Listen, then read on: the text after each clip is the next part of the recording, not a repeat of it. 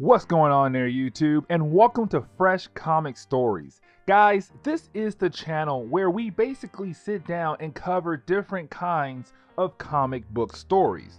Now, guys, today we are going to jump back over to Marvel. Matter of fact, guys, we're going to jump over to Ultimate Marvel and we're going to pick up with Ultimate Spider-Man once again. And we are going to cover a storyline called Warriors. Now, this storyline right here, guys, is one storyline I truly forget about, and I have no idea why I always forget about this storyline right here. But honestly, guys, this is a good story, and I'm hoping you guys will like it as well.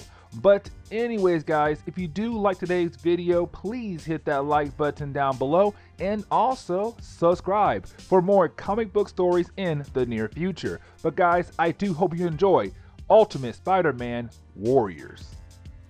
Now, we begin today's story by picking up with Alan Silvermane.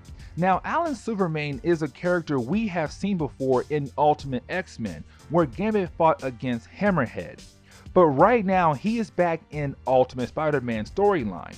Here is one big thing about this opening sequence. The Kingpin is on trial still, and it seems like he might finally fall to the law. But with him being in trouble with the law, Silvermane wants to become the new Kingpin of New York. And right now, he is trying to recruit an old friend to help him out with this new goal of his. But this person he's asking for help starts to beat down on him to the point where this person does kill off Silvermane.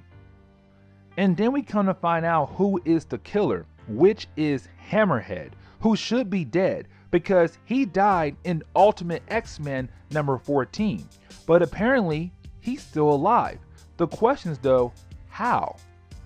We then jump over to Peter Parker right now in the middle of class. Now, I don't remember if I mentioned this in the Hobgoblin video, but Peter Parker and Mary Jane are broken up now at this point in Ultimate Spider-Man. And so right now in class, while their teacher is going off about how the class did not do their homework, Peter is thinking about how he wants to be with Mary Jane. But the problem is she'll get hurt because he is Spider-Man, but also she does not know how to stay away when there is danger around. And so Peter Parker broke up with her to keep her safe. But with him in class thinking about the whole situation makes him upset. And he just leaves the class and goes out to be Spider-Man for the rest of the day. So we then jump over to Kingpin and Walter Dini. But you have Walter inform the Kingpin that they have found the body of Silvermane. Of course, you have Kingpin ask, who is the killer? Like, who is the person going around announcing that they killed Silvermane? But you have Walter tell Kingpin, no one's going around saying anything at all. But you have Kingpin tell Walter to call in Elektra because he knows that people are trying to take his spot and he wants to use her as an example that he should be feared because he is the Kingpin. We then pick up with Hammerhead walking into one of Kingpin's warehouse. Now, this is him grabbing anything in the warehouse that belongs to Kingpin, but they are actually valuable. But we also see that Hammerhead had hired the enforcers to join his squad. While they usually work for the Kingpin, except this time they are not. But while they are there, you have one of the guys who work in the warehouse as Hammerhead. How did he come back to life?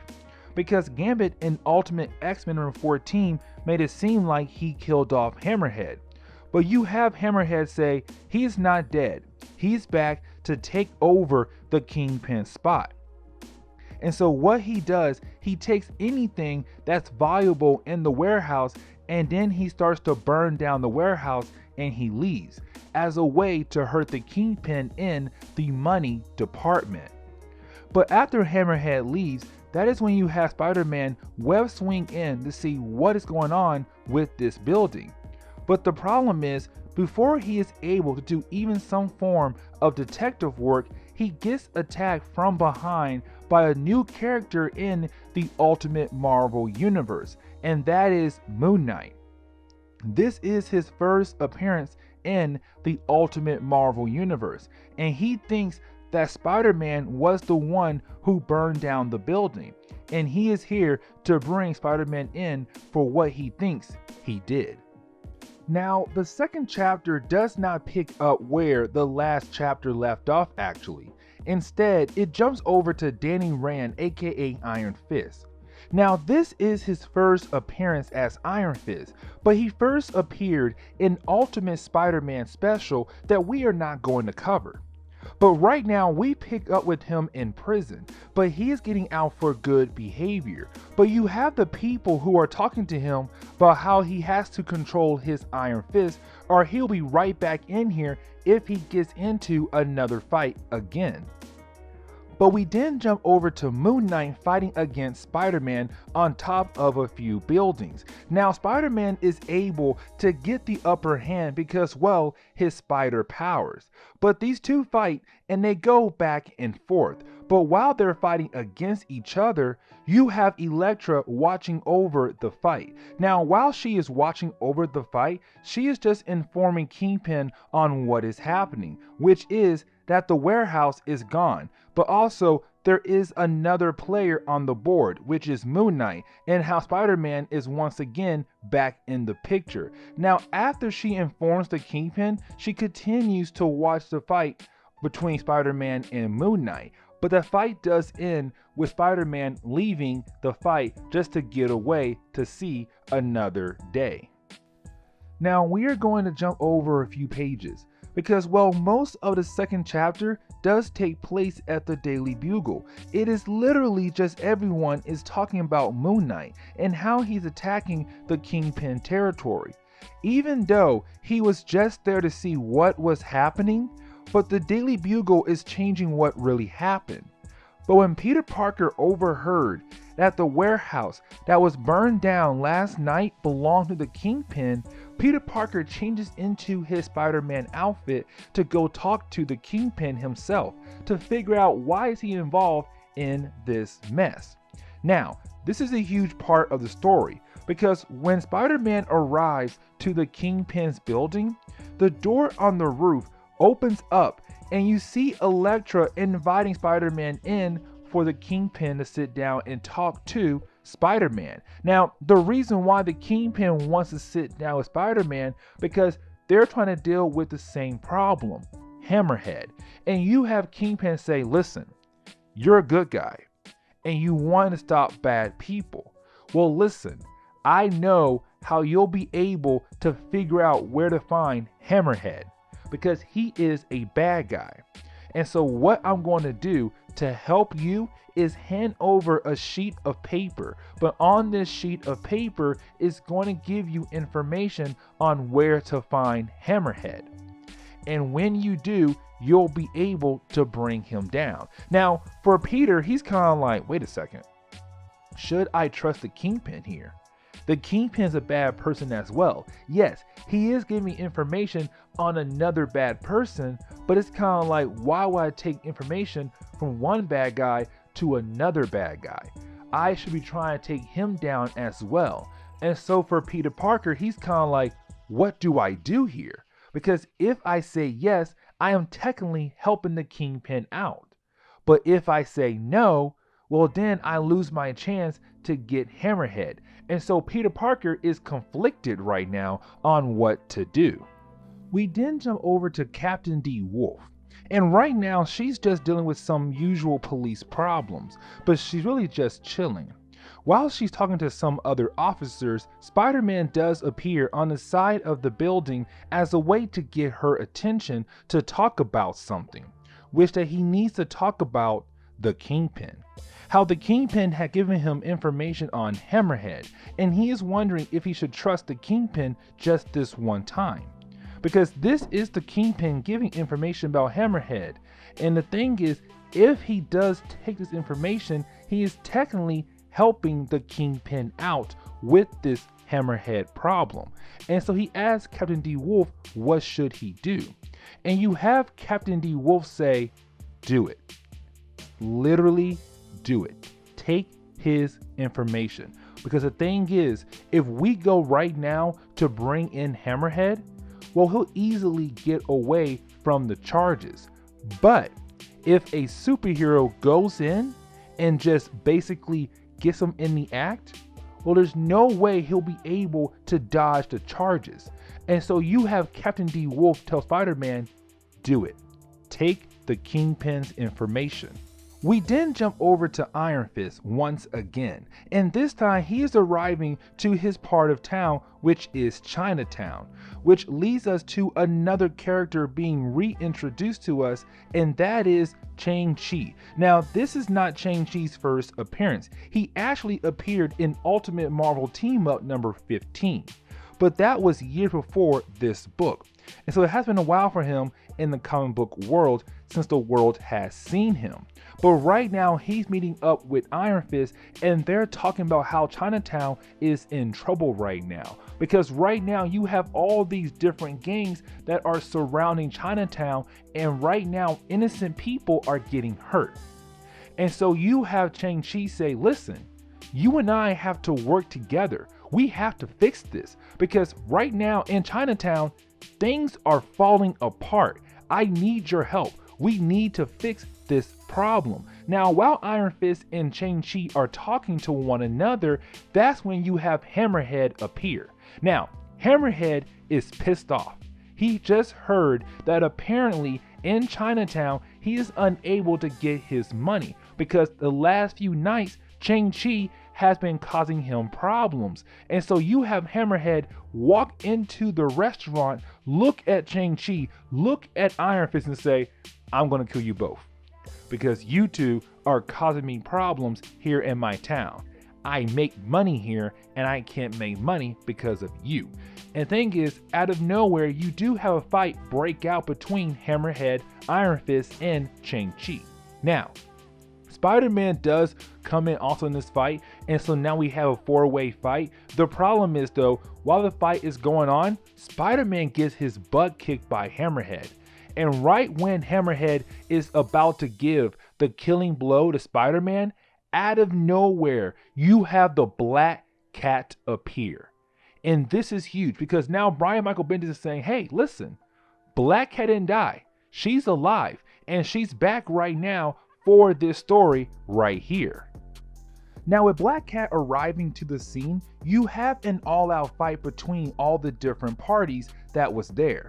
But with the cops arriving to the scene, you have everybody going their separate ways before any of them get caught by the police. Now, after Black Cat and Spider-Man go their separate ways, you have Spider-Man ask Black Cat, how in the world is she still alive right now?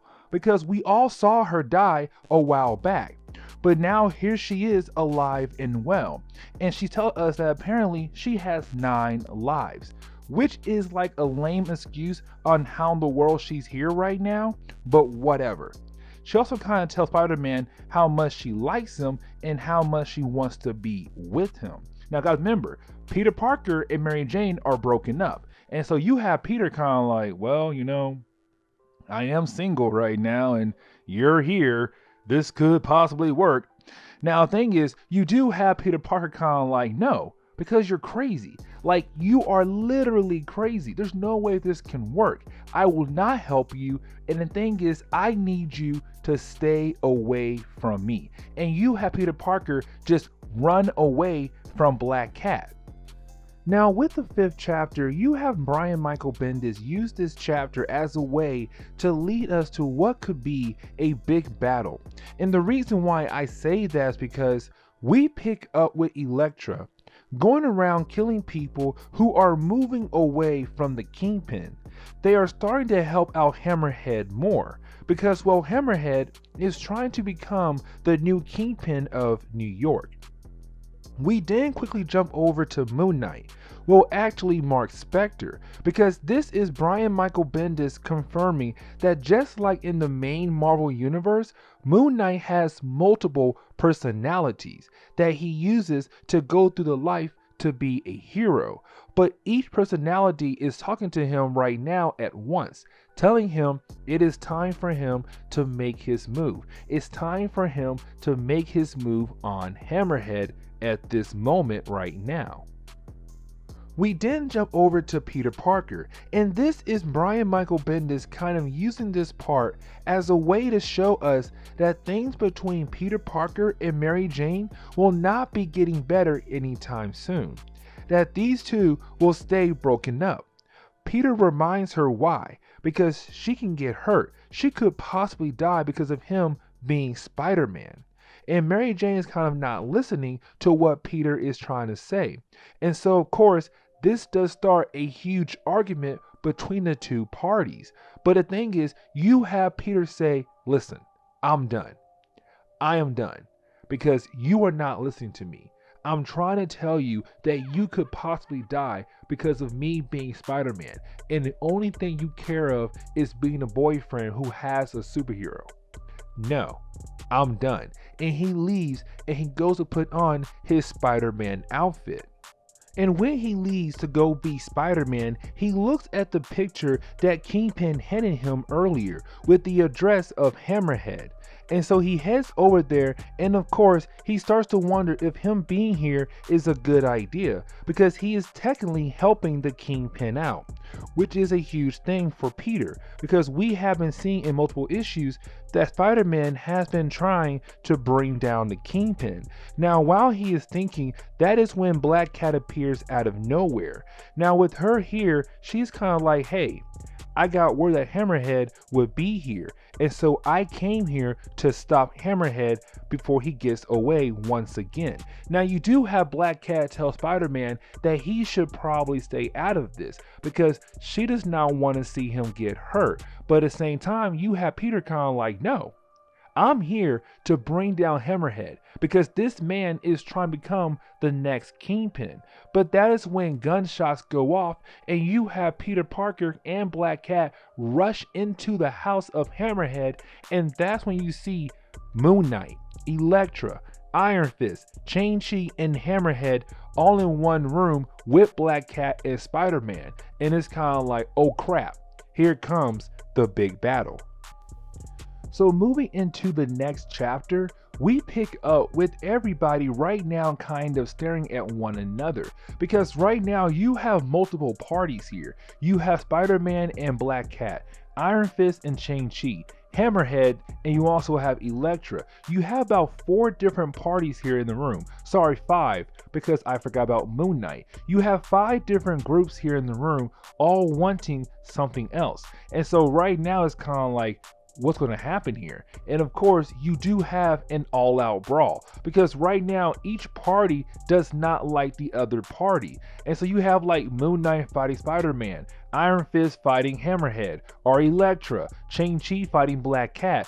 Basically right now you have an all-out brawl between the different parties. Now you do have Spider-Man kind of stop everybody by just webbing up the whole room. He's kind of like, listen, you know what? The best thing I can do here is just call the police and make sure you guys stay where y'all at right now, which by the way, you guys are all webbed up. So there should be no way for you guys to break free before the cops get here. But the problem is though, while he's talking on the phone to the police, that is when Elektra breaks free, and then everybody else breaks free as well, which does continue the fight once again. Now, 2 big things happen here in the 6th chapter. The first thing is Moon Knight getting stabbed. And with Moon Knight getting stabbed, you have Hammerhead pull him to the side, pull off his mask, pull out his cell phone, and take a photo of Moon Knight, and tells Moon Knight, listen, I own you now. I know who you are, and I know you are Moon Knight. But when I go home and I look into this picture, I will find out who you are. And this is me telling you that I own you. Now, while that is going on, you have Elektra just beat down on Spider-Man to the point where he gets thrown out the window and he lands right on a police car. And of course, this is Brian Michael Bendis making it seem like, oh crap, Peter Parker just died. Now, of course, we all know Spider-Man is not dead. Like, there's no way Brian Michael Bendis would kill Peter Parker off this early in his run. But you do have Peter Parker get back up after being thrown out the window by Elektra. Now, while he's kind of talking to Captain D. Wolf and her fellow police officers back on the top level, you have Elektra untie Hammerhead from Spider-Man's web, but then she stabs him multiple times. I mean, she just continues to stab him. And then she throws him out the window. Now, luckily, Peter was able to use his web to catch Hammerhead, but Hammerhead got stabbed multiple times by Elektra. And it's kind of like, dang, a lot of folks is being thrown out the window. The same window, by the way. Now, while Elektra is about to leave and head back over to Kingpin to tell him the mission is complete, that is when you have Black Cat kind of stop her and they start fighting against one another. Now guys, listen, Black Cat's a good fighter, but Elektra is a well-trained fighter. Matter of fact, guys, we covered the origin of Elektra in our Ultimate Elektra and Daredevil run. And in that story right there, we learned she's a well-trained fighter. And so for Black Cat, it is not a fair fight. And so right when Elektra is about to kill off Black Cat, that is when Moon Knight throws one little dagger in the back of Elektra's head. And then you have Black Cat throw her out the window. And it's kind of like, dang, man. A lot of folks are getting thrown out the window. What in the world is going on? Now, after all that happens right there, that is when the police finally go up to the top level to see if Iron Fist, Shang-Chi, and Black Cat are still there.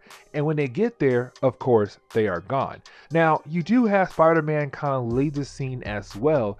And when he goes to a different building, he does run into Black Cat. Now, guys, this is the part where I thought years ago when I read this book, I thought Spider-Man was about to get laid because you have Black Cat corner him, and I'm kind of like, yo, Peter Parker is about to get laid right now. Like, he about to get some loving. He's a single man. But right when Black Cat took off his mask and she realized that this man is a boy, he's a young boy, she just throws up and she runs away. And that's it. She literally just runs away. And it's kind of like, well, sorry, Peter, you'll never have your chance with Black Cat. Now, to go ahead and wrap up today's video, we do jump over to Kingpin Tower. And we do have Kingpin kind of talking to somebody in the shadows about everything that happened in today's video. But right before the story ends, we do kind of find out who Kingpin is talking to. And the person he's talking to is Captain D. Wolf. This whole time, Captain D. Wolf has been working alongside with the Kingpin and just playing mind games with Spider-Man, making him think that she's on his side, but in reality, she's on the Kingpin's payroll. And guys, this is where we're going to end today's video. And so please leave me a like down below and also subscribe for more comic book stories in the near future. Also, any suggestions on books I should read, well, let me know in the comments below, because you never know, your suggestion could be a future video down the road. But guys, I'll see you on the next comic book video. Later, guys.